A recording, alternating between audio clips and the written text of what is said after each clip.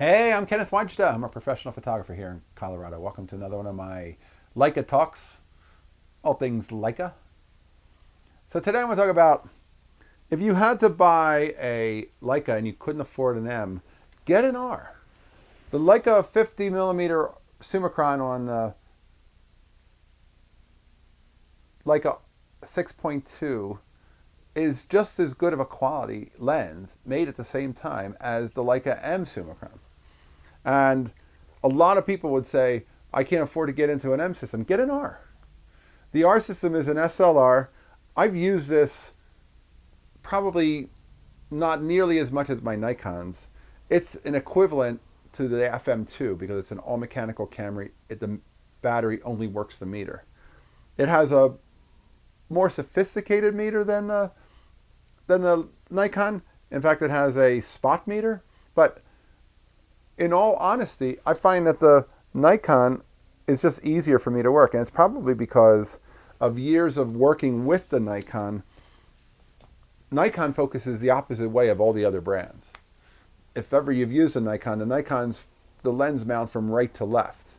And every other brand mounts from left to right. And their focus is the opposite way. And so if you get focus in your hand, which after 30 years of working with manual focus Nikons, you get the focus in your hand. When you want to go to infinity, you know which way to go. It's instinctive. And I think that for me, it's always backwards when I work with any brand other than Nikon because of that. But this is a great alternative for people who want to get into a camera that they can get their money back if they choose to not use it and sell it. But the Leica R4 was made with Minolta technology, and that one's considered not so good. But the R6 and the R6.2, both of those are mechanical cameras that they kind of went back to, okay, we're going to make a quality camera that's all, it doesn't need batteries, it's not just relying on electronics, and it's got that German engineering to make it a solid workhorse of a camera. And it's one of those cameras that I would say it's not my first pick when it comes to shooting a Leica. I typically will grab a Leica M2 or an M3. But if you want to shoot a SLR and you still want to get the Summicron quality, you really can get it. And you can get it for a lot less than the M if you just get into an R system. And I would recommend it. I do like it. I actually use that and an R7.